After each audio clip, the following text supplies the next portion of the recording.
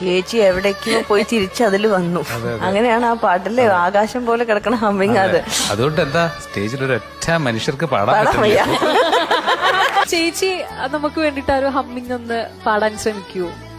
ശ്രമിക്കാം. ഓക്കെ, അതാണ്